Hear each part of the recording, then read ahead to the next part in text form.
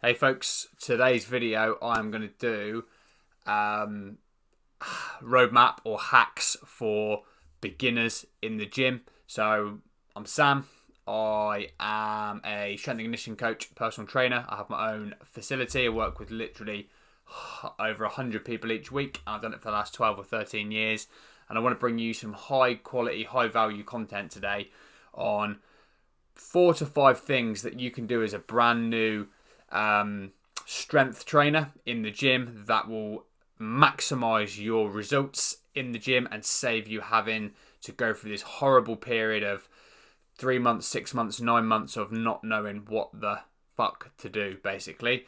I see it time and time again. People come into my facility that I've kind of started and basically given up because they haven't done these hacks, these things. So hopefully these next kind of 4 or 5 things that I'm going to go through in the next kind of 10-15 minutes are going to set you apart, get you kind of going early doors, and then get that progress going for you. So without further ado, let's jump straight into it. So I could start anywhere really, but I think the one big thing, regardless, and this applies to so many different things in life, is consistency.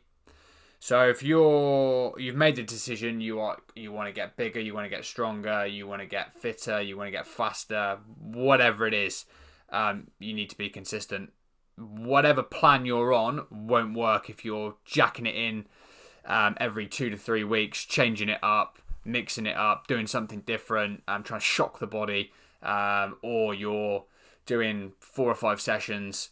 And then you're having a break for a bit, then you're coming back, and then you're stopping and you're starting. Consistency is absolutely key. I can tell you now, you can have a bang average program, be really consistent at it for a year, 18 months. You will outdo anyone on the most optimal program that isn't consistent. So wherever you start, whatever you do, stay consistent. Don't try and overreach for 5 days a week when you can only really do 3. Choose what you can realistically do that you can fit in around family life, work, other commitments, etc., and stick to it. So that's point number 1. Let's get nice and consistent. Point number 2, pick movements that you can actually do and that are suited to you as the individual. So this is a massive one that I see, where you'll basically, people want to start out in the gym, they want to get stronger, they want to do some barbell lifts, some dumbbell lifts. They go off and they go to YouTube or Google, and they find that back squat is the best movement for building legs. Deadlift, barbell deadlift's a great movement for gaining strength and power. The barbell bench press is the big movement for upper body. Bent over rows, the great one for a lovely big pulling movement, and they go and start with these movements. Now, there's nothing wrong with any of those movements I've named at all. In fact, they're all fantastic builders of strength, power, speed, robustness, all that sort of stuff. But if you're just starting out and you don't have the ability to be able to bodyweight squat or disassociate your hips from the rest of your body, so a hip hinge, if you can't do a press up, if you can't find a really nice kind of angle for a row, like a TRX row, something like that, then you have absolutely no right doing a back squat or a barbell deadlift. These are highly complex movements that require loads of of learning that should basically happen, and people believe because they read on bodybuilding.com that they should go straight into them, that it's a right fit for them. So if you're starting out, you need to kind of go for a series of movements that are suitable to you. So that could be, and I will stick these on the channel at some point, but like a goblet squat over a back squat, so actually learning how to squat with the load out in front and learning the correct movement mechanics. You should be able to do press-ups before you then move into maybe some pressing variations, so some dumbbell presses or floor presses, something like that. You need to be able to do a TRX row, an inverted row before you move to kind of big barbell rows and things like that. And deadlift, you need to be able to hip hinge. So you can just simply YouTube or look up hip hinge and get that movement sussed. Trap bar is a really nice kind of early start. So for anyone that doesn't know the movement, the trap bar is a really nice, safe and easier position to find than the barbell deadlift. But I've named some movements. It genuinely doesn't matter. You either go and get some help from someone, a coach, or you go and kind of ask someone in the gym, or you just search out some of these kind of regressions for some of these movements. What I see a lot of is someone trying to fit a square peg in a round hole. That's them. Learn how to back squat. The movement looks really poor. They don't get any stronger through the movement. And then they get frustrated that there's no progression there. If you start with a regressed movement and then you build up, you'll actually make progress really, really quick. So, prime example, goblet squat, front squat, back squat. You do those movements over the course of anywhere between 0 and 12 months. I guarantee if you kind of spend a good bit of time in goblet squat and front squat, you will have a really kind of safe, effective, really nice looking squat that you're lifting good load with. So moral of this kind of point is don't skip the stages of progression to get to those exercises that you read on bodybuilding.com. That ties in really nicely with progressive overload now. So yeah, point 3 is progressive overload. So what you don't want to do is try and load up too quickly. And I'm aware that men especially when they start out, that this, like I just said in the previous point, they see the back squat, they want to go and chuck as much load on as they can, and they don't hit optimal form. So in with the correct movements in the previous point is optimal form. You've got to be making sure that, especially to start with, that your form is good. Once you're starting to nail form, you're happy with the positions, maybe someone's had a look and said, look, your squat looks really good, progressive overload is key. And that's just a posh word for trying to get a little bit stronger whilst maintaining the same really good technique over a period of time. So you might start out on the goblet squat for 10 kilos in front of you here. So in this goblet squat position, you might do that for a couple of weeks. Your body then adapts and changes, and then it needs a heavier stimulus, basically. So then you may move to a 12.5, to a 15, so on and so forth. And over the course of 6 months, you might go from a 10 kilo goblet squat to a 50 or 60 kilo front squat. That is progressive overload. It shouldn't be done too quick.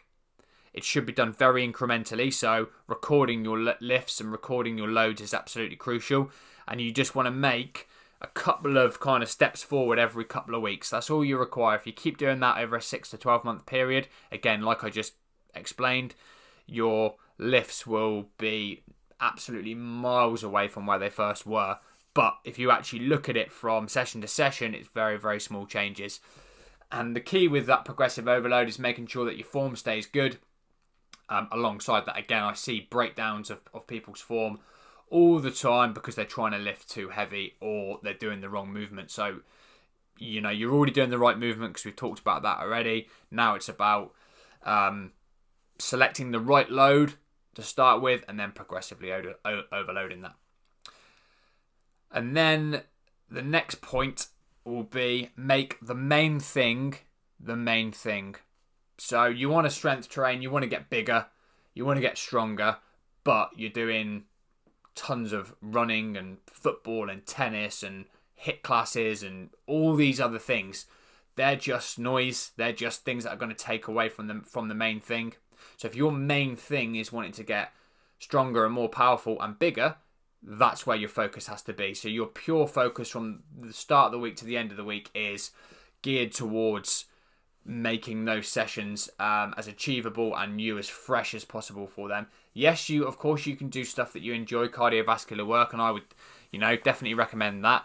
I can talk about that in another video, but make the focus the focus. So what I'm trying to say is don't get pulled away too much. You don't want to be exhausted from a 10k run on a Wednesday for your strength training session. So if you've done a run on one night and then you're going to go and do a strength training session the next day and wonder why your central nervous system and your legs are blown out, it's because you've gone and done that run or that thing. So if you want to get bigger, make the focus on getting bigger. If you want to get stronger, make it on that. And then everything else should be supplementary around that. Of course, if you're training for a sport, then your sport is the main thing. And then this is a supplementary thing to it. But that's fine because you recognize what your main thing is. So choose what your main goal is and then put all your energy and your focus into that main goal. And the final point to the strength trainer, beginner, starter pack, roadmap, hacks. Absolutely huge one, nutrition. It's a whole topic in itself, but again, it needs to be focused on, and it massively aligns with that previous point about making the main thing the main thing. If you want to get bigger and more muscular, then you need to be getting the right amount of protein in, the right amount of carbohydrates, and the right amount of calories in. What I will say is, what you eat will have a massive effect on the results that you get. So we want to be focusing on whole foods. If you're lifting, you want a nice high protein diet, kind of anywhere between 1 and 2 grams of protein per kilo of body weight. If you're lifting regularly, then you want a nice healthy amount of carbohydrates to kind of help fuel that. And then you want to be eating the colours of the rainbow. And there's loads of information out there now on what to eat. So this needs to be a direct focus alongside those other points. So I hope this very, very short video, guys, helped. Keep an eye out for more content, please. If you like what you see, hit the like button, hit the subscribe button, and there'll be plenty more videos based around kind of gym performance and everything that surrounds that, basically, and helping you, the viewer, get from A to B basically quicker and more effectively than you could have before. So I hope this video helps. Let me know if you've got any questions. See you on the next one.